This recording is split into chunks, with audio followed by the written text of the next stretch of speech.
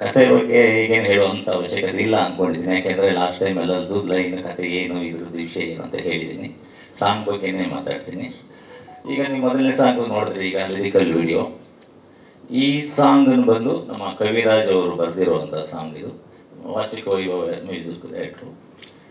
ಆಮೇಲೆ ನಕುಲ್ ಅಭಯ್ ಅಂತ ಹಾಡಿರೋವಂಥ ಸಾಂಗು. ಇದನ್ನು ಹಾಡು ಓಕೆ ಶೂಟಿಂಗ್ ಮಾಡೋಣ, ನಾವು ತುಂಬ ರಿಚಾಗಿ ತೆಗಿಬೇಕು ಅಂತ ಸುಪ್ರೀತಾ ಮೇಡಮ್ ತುಂಬ ಕಾಸ್ಟ್ಯೂಮ್ಗೋಸ್ಕರ ತುಂಬ ಕಷ್ಟಪಟ್ಟಿದ್ರು. ಅವ್ರು ಆ್ಯಕ್ಚುಲಿ ಸುಪ್ರೀತಾ ಮೇಡಮ್ ಪ್ರೊಡ್ಯೂಸರ್ ಮಾತ್ರ ಅಲ್ಲ, ಆ್ಯಕ್ಚುಲಿ ಲಾಸ್ಟ್ ಟೈಮೇ ಹೇಳ್ತಾ ಇದ್ದೆ ನಾನು ಹೇಳಿದಾಗ ಅವರು ಮೊನ್ನೆ ಕಾಣುವಂಥದ್ದು ಬರೋಕ್ಕಾಗಲಿಲ್ಲ ಅವರು. ಇದರಲ್ಲಿ ಎಲ್ಲ ಪ್ರತಿಯೊಂದಕ್ಕೂ ಇನ್ವಾಲ್ವ್ ಆಗಿದ್ದಾರೆ. ಕಾಸ್ಟ್ಯೂಮ್ ವಿಷಯದಾಗಲಿ, ನಮ್ಮ ಅಂಜಲಿ ಕಾಸ್ಟ್ಯೂಮ್ ಆಗಿರ್ಬೋದು, ಹೀರೋ ಕಾಸ್ಟ್ಯೂಮ್ ಆಗಿರ್ಬೋದು, ನಮ್ಮ ಸ್ವಾತಿ ಮೇಡಮ್, ಲಕ್ಷ್ಮಿ ಅವ್ರದ್ದೆಲ್ಲದಕ್ಕೂ. ಈಗ ಯಾಕೆಂದರೆ ನಾನೊಬ್ಬ ಡೈರೆಕ್ಟರ್ ಆಗಿ ಕೆಲವೊಂದು ಕರೆಕ್ಷನ್ ಮಾಡೋಕ್ಕಾಗಲ್ಲ ನಾನು. ಈಗ ಹೆಣ್ಮಕ್ಳದ್ದು ಎಷ್ಟೇ ಕರೆಕ್ಷನ್ ಆಗಬೇಕು, ಹೀಗೆ ಬೇಡಿ ಅದೇನೋ ಒಂದು ಕೆಲವೊಂದು ಡ್ರೆಸ್ಗಳನ್ನ ನಾವು ಚೇಂಜ್ ಮಾಡಬೇಕು. ಈಗ ನನಗೇನೋ ಬೇಕು ಅಂದಿದ್ದ ಸುಪ್ರೀತಾ ಮೇಡಮ್ ಹೇಳ್ತಿದ್ದೆ, ಈಗ ಈ ಮೇಡಮ್ ನಾನು ಹೇಳೋಕ್ಕಾಗಲ್ಲ, ನೀವು ಹೋಗಿ ಹೇಳಿ ಅಂತ.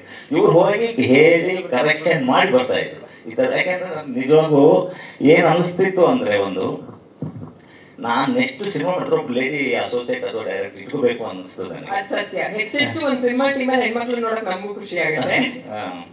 ಅದಕ್ಕೆ ಯಾಕೆಂದರೆ ನಾವೊಂದು ಕೆಲವು ನಮ್ಮ ಹೇಳೋಕೆ, ನಮ್ಮ ಹೆಣ್ಮಕ್ಳ ಹತ್ರ ಕೆಲವೊಂದು ಭಾವನೆ ಹೇಳಿ ತಗೊಳಕ್ಕೆ ಆಗದೆ ಇರೋ ಕೆಲಸ ಅವ್ರ ಹತ್ರ ಹೇಳಿ ನಾನು ಮಾಡಿಸ್ಕೋಬೋದು ಅಂತ ನನ್ನ ಉದ್ದೇಶ.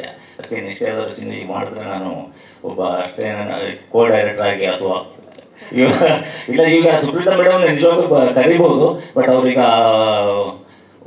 ಪ್ರೊಡ್ಯೂಸರ್ ಆಗಿ ಮತ್ತು ಪ್ರೊಡಕ್ಷನ್ ಆಗಿ ತುಂಬ ಬ್ಯುಸಿಯಾಗಿದ್ದಾರೆ. ಇರಲಿ, ನೋಡೋಣ. ಬಂದರೆ ನಂಗೆ ಸಂತೋಷ, ಖುಷಿನೇ ಪಡ್ತೀನಿ. ಯಾಕೆಂದರೆ ನನ್ನ ಈಗ ನಮ್ಮದು ವೇವ್ಲೆಂತ್ ಸೆಟ್ ಆಗಿದೆ. ಈಗ ಇಂಡಸ್ಟ್ರಿನಲ್ಲಿ ಏನು ಅಂತ ಅವ್ರಿಗೆ ಗೊತ್ತಾಗಿದೆ, ಸುಪ್ರೀತಾ ಶೆಟ್ಟಿ ಏನು ಅಂದರೆ ನನಗೂ ಗೊತ್ತಿದೆ. ಮಾಡಿದ್ರೆ ಖುಷಿ ಆಗುತ್ತೆ ನನಗೂ ಕೂಡ. ಹಾಗೆ ಆ ಸಾಂಗ್ ಶೂಟಿಂಗ್ ಮಾಡುವಾಗ ಕೂಡ ತುಂಬ ಮಳೆ, ಎಲ್ಲಿ ಆ್ಯಕ್ಚುಲಿ ಕ್ಯಾಮ್ರಾ ಇಡೋಕ್ಕೆ ಆಗ್ತಾ ಇರಲಿಲ್ಲ, ಅಷ್ಟೊಂದಿತ್ತು ಮಳೆ, ಗಾಳಿ ತುಂಬ. ಆ್ಯಕ್ಚುಲಿ ನಮ್ಮ ಹೀರೋರೆಲ್ಲ ಹೇಗೆ ಮಾಡಿದ್ರು ನನಗೆ ಗೊತ್ತಿಲ್ಲ, ನಾನಂತೂ ನಡ್ತಾ ಇದ್ದೆ ಆ್ಯಕ್ಚುಲಿ. ಆಮೇಲೆ ಅಂಜಲಿ ಕೂಡ ಫಸ್ಟ್ ಸಿನಿಮಾ ಆದರೂ ಕೂಡ ಅಲ್ಲಿ ಏನು ಭಯ ಬೀಳುತ್ತೆ, ಕೂಲಾಗಿ ಆ್ಯಕ್ಟ್ ಮಾಡೋರು.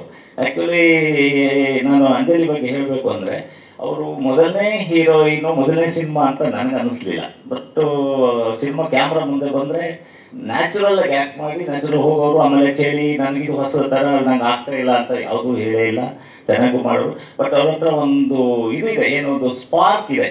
ಮುಂದೆ ನಾನು ಏನಾದರೂ ಮಾಡಬೇಕು, ಒಂದು ಒಳ್ಳೆ ಹೀರೋಯಿನ್ ಆಗಬೇಕು ಅಂತಿದೆ. ನಾನು ಮಾಡಿದ ನನ್ನ ಸಿನಿಮಾದಲ್ಲಿ ಎಲ್ಲರೂ, ಈಗ ಇಲ್ಲಿ ತನಕ ರಚಿತಾ ಆಗಿರ್ಬೋದು, ಆಮೇಲೆ ಈಗ ಕೊರ್ಕಿ ಹೀರೋಯಿನ್ ಆಗಿ ಪ್ರಣೀತಾ ಆಗಿರ್ಬೋದು, ಆಮೇಲೆ ಜಾನಿಡೇಸಲ್ಲಿ ಮಾಡಿರುವಂಥ ಹೀರೋಯಿನ್ಗಳಾಗಿರ್ಬೋದು, ಯಾರೇ ಮಾಡಿದ್ರು ಅವರಿಗೆಲ್ಲ ಒಂದು ಲೈಫ್ ಬರುತ್ತೆ ಅಂತ ನನ್ನ ಒಳಗೊಂದು ಹೇಳ್ತಾ ಇರುತ್ತೆ. ಇವರು ಇಲ್ಲ, ಇವ್ರು ಮುಂದುವರೆದ್ರೆ ಒಂದು ಒಳ್ಳೆ ಸಬ್ಜೆಕ್ಟ್ಗಳು ಸಿಕ್ಕಿದ್ರೆ ಖಂಡಿತ ಹೀರೋಯಿನ್ ಆಗಿ ಈ ಕನ್ನಡ ಇಂಡಸ್ಟ್ರಿಗೆ ಒಂದು ಕೊಡುಗೆ ಆಗುತ್ತೆ ಅಂತ. ಆ ಥರ ನನಗೆ ಅಂಜಲಿ ಬಗ್ಗೆ ಅನಿಸಿದೆ. ಮೋಸ್ಟ್ಲಿ ಅವ್ರಿಗೆ ಈ ಸಿನಿಮಾ ಏನಾದರೂ ನೀವೆಲ್ಲ ನೋಡಿ ಆಶೀರ್ವಾದ ಮಾಡಿದ್ರೆ ನಮ್ಮ ಕನ್ನಡಕ್ಕೆ ಒಂದು ದೊಡ್ಡ ಹೀರೋಯಿನ್ ಆಗುತ್ತಾರೆ ಅಂತ ನನ್ನ ಅನಿಸಿಕೆ. ಹಾಗೆ ಪ್ರಣೀತು ನಾನು ಬೆಳೆಸಿದ ಹುಡುಗ ಯಾರು ಪ್ರವೀಣ್. ಯಾಕೆಂದ್ರೆ ಅವರು ಕೂಡ ನನ್ನ ಪ್ರದೀಪ್ ನನ್ನ ವ್ಯಾಲಿಡೇಷನ್ ಮಾಡುವಂಥವ್ರೆ. ಪ್ರವೀಣ್ ಅದರಲ್ಲಿ ನಾನು 4ನೇ ಹೀರೋ ಆಗಿ ಸೆಲೆಕ್ಟ್ ಆಗಿರುವಂಥ ಹೀರೋ. ಬಟ್ ಫಸ್ಟ್ ಸಿನಿಮಾ ನಾನು ಫಸ್ಟ್ ಆ್ಯಕ್ಚುಲಿ ಪ್ರವೀಣ್ನ ಸೆಲೆಕ್ಟ್ ಮಾಡೋದು ಬೇಡವಾ ಅನ್ನೋ ಥರದಲ್ಲಿ ಡೌಟಲ್ಲಿ ಲಾಸ್ಟ್ ಕೊನೆ ಪಕ್ಷದಲ್ಲಿ ಸೆಲೆಕ್ಟ್ ಮಾಡಿದೆ. ಸೆಲೆಕ್ಟ್ ಮಾಡಿದ್ಮೇಲೆ ಅನ್ಸು ನಾನೇನು ಈಗ ಪ್ರವೀಣನ ಅಕಸ್ಮಾತ್ ನಾನು ವ್ಯಾಲಿಡೇಷನ್ ಸೆಲೆಕ್ಟ್ ಮಾಡಿದ್ರೆ ಮಿಸ್ ಮಾಡ್ಕೊಡ್ತಿದ್ದೇನೋ ಅನ್ನೋ ಫೀಲ್ ಕೂಡ ಆಗಿತ್ತು ನನಗೆ. ಯಾಕೆಂದರೆ ಅಷ್ಟು ಅದ್ಭುತವಾಗಿ ಆ್ಯಕ್ಟ್ ಮಾಡಿದೆ. ಆ್ಯಕ್ಚುಲಿ ನೀವು ವ್ಯಾಲಿಡೇಸ್ ನೋಡಿದ್ರೆ ಅನಿಸ್ಬೋದು, ಲಾಸ್ಟಲ್ಲಿ ಅವ್ರು ಎಲ್ಲರಿಗೂ ಅವ್ರಿಗೆ ಯಾಕೆಂದರೆ ಲಾಸ್ಟ್ ಕ್ಯಾರೆಕ್ಟರ್ ಮಾಡ್ತಾರೆ, ಅವ್ರಿಗೆ ಸೂಪರ್ ಅನ್ನೋ ಲೆವೆಲ್ಲಿಗೆ ಆ್ಯಕ್ಟ್ ಮಾಡಿದರು. ಹಾಗೆ ಆಮೇಲೆ ತುಂಬ ಸಿನಿಮಾಗಳು ಮಾಡಿದ್ರು ಅವ್ರೀಗ. ಈಗ ಲಾಸ್ಟ್ ಜಿಗರ್ ಇರ್ಬೋದು, ಮುಂದಿನ ನಿಲ್ದಾಣ ಇರ್ಬೋದು, ಎಲ್ಲ ಒಳ್ಳೆ ಅದ್ಭುತವಾಗಿ ಆ್ಯಕ್ಟ್ ಮಾಡಿದ್ದಾನೆ. ಬಟ್ ನನ್ನ ತಿಳಿದ ಮಟ್ಟಿಗೆ ಒಳ್ಳೆ ಒಂದು ಇನ್ನೂ ಆ್ಯಕ್ಚುಲಿ ಒಂದು ಕಮರ್ಷಿಯಲ್ ಆಗಿ ಅವ್ರಿಗೆ ಇನ್ನೂ ಸಿಕ್ಕಿಲ್ಲ ಅಂತ ಅನಿಸುತ್ತೆ ನನಗೆ. ಬಟ್ ಇವತ್ತಲ್ಲ ನಾಳೆ ಖಂಡಿತ ಒಂದು ದೊಡ್ಡ ಮಟ್ಟದ ಹೀರೋ ಆಗ್ತಾರೆ ಅಂತ ನನ್ನ ಮನಸ್ಸಿಗೆ ಅನಿಸಿದೆ. ಯಾಕೆಂದರೆ ಈ ನನ್ನ ಸಿನಿಮಾ ಯಾಕೆ ಮಾಡಿದ್ರು ಅಂತಲ್ಲ, ಅವ್ರಿಗಿರೋ ಬೆಳವಣಿಗೆ. ಆಮೇಲೆ ತುಂಬ ಕಷ್ಟಪಡ್ತಿದ್ದಾರೆ, ಊಟ ತಿಂಡಿಲಾಗಿರ್ಬೋದು, ತನ್ನ ಪರ್ಸ್ನಾಲಿಟಿ ಇಟ್ಕೊಳ್ಳೋ ಬಗ್ಗೆ ಆಗಿರ್ಬೋದು, ಸಿನಿಮಾದ ಬಗ್ಗೆ ಇರೋ ಒಂದು ಕಾಳಜಿ ಇರ್ಬೋದು, ಸಿನಿಮಾದ ಒಂದು ಹೀರೋ ಆಗಬೇಕು ಅನ್ನೋ ಒಂದು ಕಾಳಜಿ ಇದೆಯಲ್ಲ, ಅದರಲ್ಲಿ ಭಾರಿ ಒಂದು ಎಫೆಕ್ಟ್ ಹಾಕ್ತಾ ಇದ್ದಾರೆ. ತುಂಬ ಅದಕ್ಕೆ ಶ್ರಮ ಪಡ್ತಾ ಇದ್ದಾರೆ ಅಂತ ನಾನು ಹೇಳ್ತೀನಿ. ಪ್ರವೀಣ್, ನೀವು ಕೂಡ ಈ ಸಿನಿಮಾ ರಿಲೀಸ್ ಆಗಿ ಜನ ಎಲ್ಲ ನಿಮ್ಗೆ ಆಶೆ ಮಾಡಿದ್ರೆ ನೀವು ಒಂದು ಕರ್ನಾಟಕದಲ್ಲಿ ನನ್ನ ಜೊತೆಲಿ ಮಾಡಿದ ಎಲ್ಲ ಹೀರೋಗಳಿಗಿಂತ ನೀವು ಇನ್ನೂ ಒಂದು ಮಟ್ಟಕ್ಕೆ ಬೆಳೀರಿ ಅಂತ ನಾನು ಹೇಳಲು ಇಷ್ಟಪಡ್ತೀನಿ. ಈಗ ನನ್ನ ಈ ಸಂಬಂಧಪಟ್ಟವ್ರ ಹಾಗೆ ಟೆಕ್ನಿಷಿಯನ್ನು ಈಗ ಅವತ್ತು ಈ ಸಿನಿಮಾ ಫಸ್ಟ್ ಇವ್ರು ಹೇಳ್ದಂಗೆ ಕಥೆನ ನನ್ನ ಹತ್ರ ಫಸ್ಟ್ ನನ್ನದೇ ಮದುವೆ ಸಮಯದಲ್ಲಿ ಮೊದಲೇ ಹೇಳಿದ್ದೆ. ಮದುವೆ ಸಮಯದಲ್ಲಿ ಬಂದು ಈ ಥರ ಬಂದರು, ಇವ್ರ ಜೊತೆಲಿ ಸುಪ್ರೀತಾ ಮೇಡಮು ಇವರು. ನನಗೆ ಆ್ಯಕ್ಚುಲಿ ಫಸ್ಟು ಒಂದು ಕತೆ ಈ ಥರ ಇದೆ ಅಂತ ನರೇಷನ್ ಮಾಡಿದ್ದೆ ಸುಪ್ರೀತಾ ಶೆಟ್ಟಿ ಅವರು. ಅವ್ರು ಬಂದು ಈ ಥರ ಒಂದು ಲೈನ್ ಇದೆ, ನಾವೆಲ್ಲ ಈ ಥರ ಸೆಟ್ ಮಾಡಿದ್ದೀವಿ, ಸಿನಿಮಾ ಮಾಡ್ಬೋದಾ, ಚೆನ್ನಾಗಿದೆಯಲ್ಲ ಮಾಡ್ಬೋದು ಅಂತ. ಆಮೇಲೆ ಫಸ್ಟು ಲೈನು ಸುಂದರದು ಅಂತ ಕತೆ ಹೇಳಿದ್ರು. ಸುಂದರ್ ಅವರು ಅದನ್ನು ಬೀಜ ತಗೊಬಂದು ಕೊಟ್ಟಿರೋದು ಅವರೇ. ಅದಕ್ಕೆ ನಾವು ಹಾಕಿ ಗೊಬ್ಬರ ಹಾಕಿ ಮೊಳಕೆ ಹೊರಿಸಿ ಎಲ್ಲ ಬೆಳೆಸಿ ಈಗ ಗಿಡ ಹಾಕಿ ಬೆಳೆದು ಹೂ ಬಿಡೋಕ್ಕೆ ಸ್ಟಾರ್ಟ್ ಮಾಡಿದ್ದಾರೆ. ಹೂ ಕಿತ್ಕೊಳಕ್ಕೆಲ್ಲ ನೀವು ರೆಡಿ ಆಗಬೇಕು ಅಷ್ಟೇ ಈಗ ಜನಗಳು ನೋಡೋಣ. ಬಟ್ ಒಂದು ತೃಪ್ತಿ ಇದೆ ಈ ಸಿನಿಮಾ. ಒಂದು ನಾನು ಒಳ್ಳೆ ಇದು ಸಿನಿಮಾ ಮಾಡಿದ್ದೀನಿ, ಒಂದು ಕಳಪೆ ಸಿನಿಮಾ ಮಾಡಿಲ್ಲ ಅಂತ ನನಗೆ ಅನಿಸುತ್ತೆ.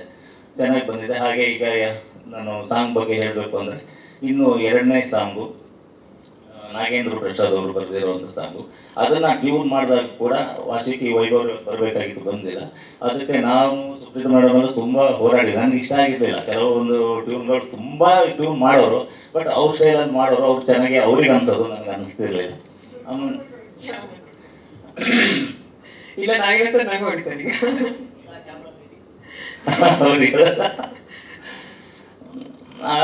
ನೆಕ್ಸ್ಟು ಹಾಗೆ. ಆಮೇಲೆ ನಾಗೇಂದ್ರ ಪ್ರಸಾದ್ ಅವರು ಇದು ಮೋಸ್ಟ್ಲಿ ನನಗನ್ಸುತ್ತೆ ಇದು ಅವರು 2 ಸರಿ ಅಂದ್ರೆ 1 ಸರಿ ಬರೆದ್ಬಿಟ್ಟು ಮತ್ತೆ 2ನೇ ಸರಿ ಬರೆದಿದೆ, ಮೊದಲೇನೋ ಗೊತ್ತಿಲ್ಲ ಅವರಿಗೆ. ಈ 1 ಸರಿ ಬರೆದಿದ್ರು, ನಾವು ಸ್ವಲ್ಪ ಇಷ್ಟ ಆಗಲಿಲ್ಲ ಅದಕ್ಕೆ. ಯಾಕಂದ್ರೆ ಟ್ಯೂನ್ ಹಾಗಿತ್ತು, ಬರೆಯೋದು ಕಷ್ಟನೇ. ಈ ಥರದ ಸಾಂಗ್ಗಳು ಬರೆಯೋದು ಎಲ್ಲರಿಗೂ ಆಗಲ್ಲ, ಇದು ಕಷ್ಟನೇ.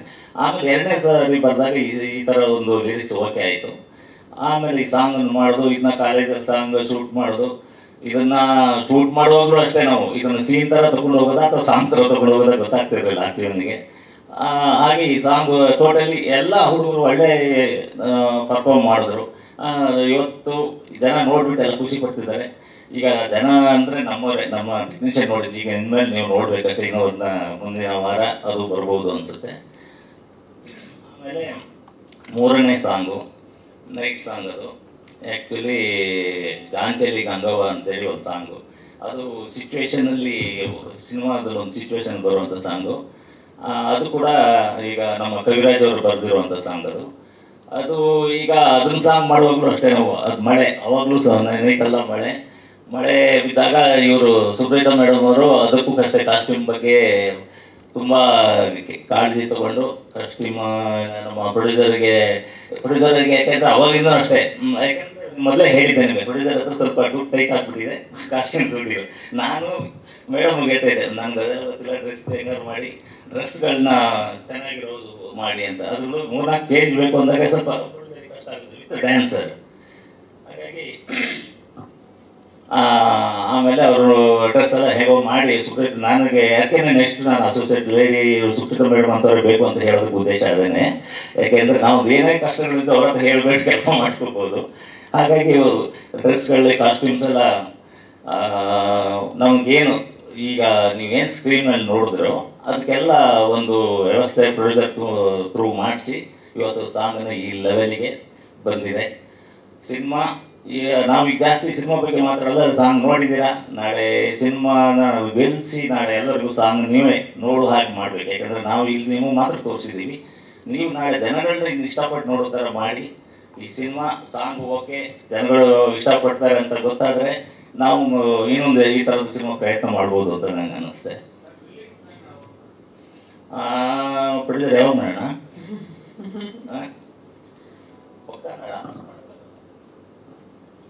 ಪ್ರಾಬಬ್ಲಿ ಯಾವಾಗ ಅಂತ ಹೇಳಿ. ಈಗ September 1st or 2nd week ಅಂತ ಪ್ಲ್ಯಾನ್ ಮಾಡ್ತಾ ಇದ್ದೀವಿ. ಈಗ ನೋಡ್ಕೊಂಡ್ಬಿಟ್ಟು ಆಪೋಸಿಷನ್ ಯಾವುದಿದೆ, ಯಾವ ಸಿನಿಮಾ ಇರುತ್ತೆ, ಥಿಯೇಟರ್ ಪೊಸಿಷನ್ ನೋಡಿಕೊಂಡು ರಿಲೀಸ್ ಮಾಡಬೇಕಾಗುತ್ತೆ. ಅಷ್ಟೇ ತಾನೇ ನಾನು ಮಾತಾಡಬೇಕಾಗಿದ್ದು. ಇನ್ನೊಂದು ಪ್ರಶ್ನೆ, ಒಂದು ನಿಮಿಷ.